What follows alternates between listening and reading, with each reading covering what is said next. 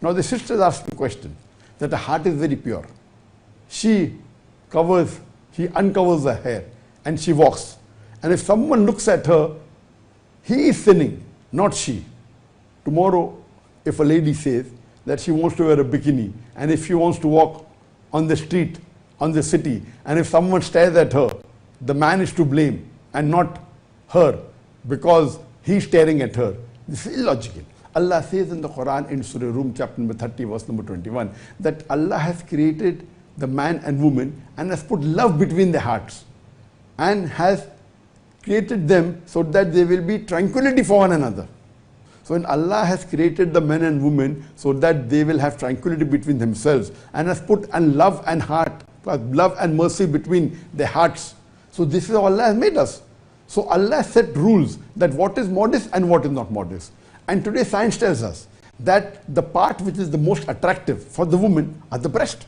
And then it is the hair. That is the reason Allah says in Surah Nur, chapter number 24, verse number 31. Before this, Allah first speaks about the modesty of a man. Allah says in Surah Nur, chapter number 24, verse number 30, say to the believing man that he should lower his gaze and guard his modesty. That whenever a man looks at any woman, he should lower his gaze and guard his modesty. The next verse speaks about the modesty of the woman. Surah Nur, chapter number 24, verse number 31. That say to the believing woman that she should guard her modesty, she should lower her gaze and guard her modesty. And draw a head covering, her veil, her head covering over the bosoms. That means Allah is going out of the way and telling, besides the woman lowering the gaze, they should draw the head covering. That means they should wear a head covering, they should wear a veil, and draw it over the bosom. That means cover the bosom and cover the hair. Today science tells us the most attractive part that a man looks in a woman, number one is the bosom, number two is the hair. So Allah doesn't want you to unnecessarily attract attention. Let me give you an example. Suppose your son is suffering from diabetes mellitus. He has problem where the sugar cannot be broken down and the doctor says you should not have chocolates. And you every day keep the best of chocolates on the table, Ferrero Rocher, Lindt, Patchy on the table, and then you tell your son don't have chocolate. You are attracting your son with the best of chocolates and then expecting him not to have chocolate. This is not justice.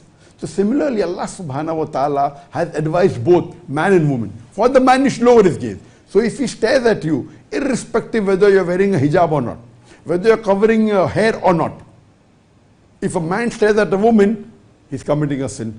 Similarly, a woman, if she is walking outdoors, if she is in front of a nahmaram, her job is to cover herself, her complete body should be covered, or the only part that can be seen are the face and the hands up the wrist.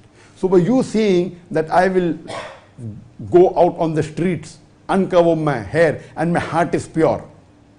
So would you agree with a woman wearing a bikini and saying my heart is pure, I'll walk on this, nothing will happen? Or a girl walks nude in the street. In almost all the countries of the world, if a woman walks nude on the street, surely she'll be arrested. If she goes in a nude beach, restricted area where it's permitted, that's a different thing. So you cannot make your own rules, sister. You have to follow, and the best person to make the rules for me is our Creator Allah subhanahu wa ta'ala. So you have to follow the advice given in the glorious Quran and the Sahih Hadith and follow the hijab. If you uncover your hair, you are immodest and you're doing a sin and you're breaking the rules and commandments of Allah and His Rasul. Hope that answers the question.